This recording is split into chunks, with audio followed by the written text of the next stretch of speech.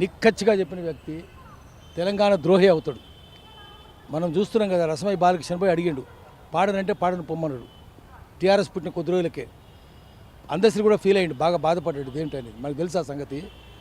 ఇది విగ్రహం కాదు, గ్రహం ఇది. ఈ గ్రహాన్ని ఆవిష్కరించొద్దు. ఈ గ్రహాన్ని ఆవిష్కరిస్తే రవీంద్ర భారతి కాస్త దరిద్ర భారతి అవుతుంది. ఇప్పటిదాకా సాంస్కృతిక కార్యక్రమాలు ఉండేటివి, కానీ కల్చర్ పోయి వల్చర్స్ వస్తాయి ఇక్కడికి. శవభక్షకులు వస్తారు. వల్చర్ అంటే శవభక్షకులు, గద్దలు రాబందులు వస్తాయి. అందుకనే మనం దీన్ని గట్టిగా నిరసించాలి. తెలంగాణ వద్దన్నోడిని, ఆంధ్రాకు అనుకూలంగా పాడినోడిని, బూతు పాటలు పాడినోడిని, సినిమాలన్నీ బూతు పాటలే కదా, శృంగార గీతాలే కదా, ఒకటి కాదు అనేకం ఉన్నాయి. నీ పెదవుల్లో తాకిన మందారాలని, నీ నడుములు తాకే వయ్యారాలని, ఇట్లా బూతు మాటలు పాడిండు అనేకం. ఇదో ఇక్కడ చూడండి ఎటువంటి పాటలు పాడిండు. వానవిల్లు చీరబాటు వన్నెదీలను, చీర గురించి చెప్పేది అది. వడగట్టి విడదీయాలనే కోకగాలులే హోయి తోకితే కోరికన్నది రేగదా, కోరిక రేగుతుందట. బూతు కోరిక అయినప్పుడు కామక వాంఛ రేగుతుందని చెప్తున్నాడు, బూతు పాట పాడుతున్నాడు.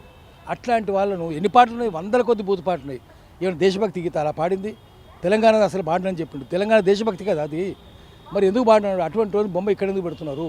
ఏ దొంగ పెడుతున్నాడు? ఏ బ్రోకర్ పెడుతున్నాడు? ఏ బ్రోకరు, ఏ దల్లాలు గాడు పెడుతున్నాడు అడగాలి మనం. దల్లాలు గల్లా బట్టి అడగాలి. ఎందుకు పెడుతున్నారు ఇక్కడ?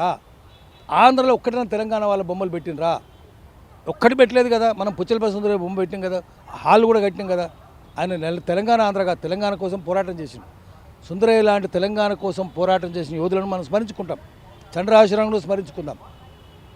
ఆంధ్ర తెలంగాణ సమస్య కాదు, తెలంగాణ ద్రోహులను మాత్రం స్మరించుకోవద్దు. అందుకనే మనం చేయాల్సింది ఏంటంటే ఈ విగ్రహం పెట్టొద్దని ముఖ్యమంత్రి గట్టిగా చెప్పాలి. 15వ తారీఖు నాడు కనుక ఈ విగ్రహం పెడితే ముఖ్యమంత్రి కానీ మంత్రులు కానీ తెలంగాణ ద్రోహులను ముద్రించుకుంటారు అనవసరంగా. మీరు వాళ్ళకు బానిసలు కావద్దు, అడుగులకు మడుగులు వద్దొద్దు, గట్టిగా చెప్దాం. ఆ తర్వాత ఈ విగ్రహం ఏమవుతుందో మీకు తెలియదు. ముందు వాడు శుభలేఖ సుధాకర్ అంటోడు